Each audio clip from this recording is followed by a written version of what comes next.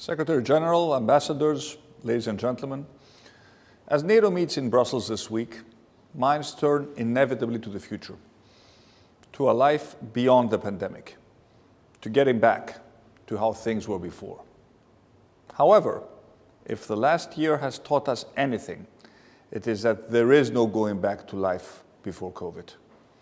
Rather, we must strengthen our institutions in order to better manage the complex range of threats we face going forward.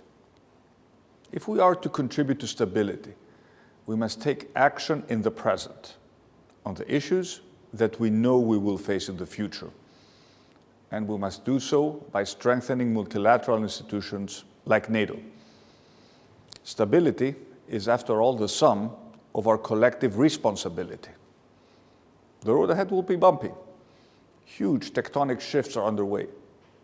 Our world faces massive challenges, profoundly different to many of those we faced in the past. Take COVID and climate change. Both have accelerated inequality, not just between rich countries and poor, but between the elite and the mass. Both have the potential to bend the world towards unilateralism and away from multilateralism. And both, if not collectively managed, bring huge geopolitical and security risks.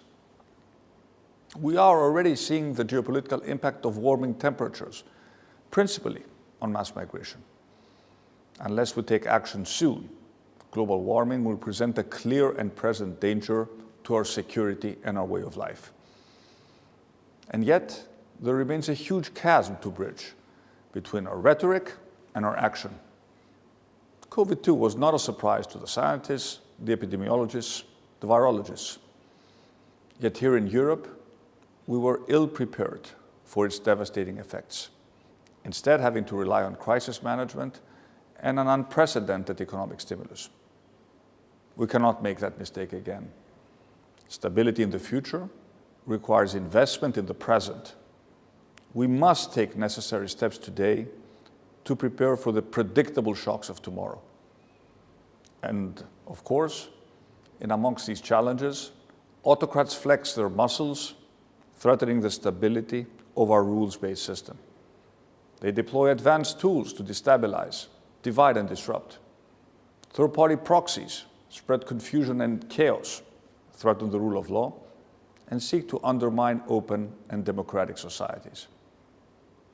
Our adversaries have exploited public discontent and successfully stoked anti-establishment, anti-institution feelings, fermenting a radically different geopolitical vision of the future in the process.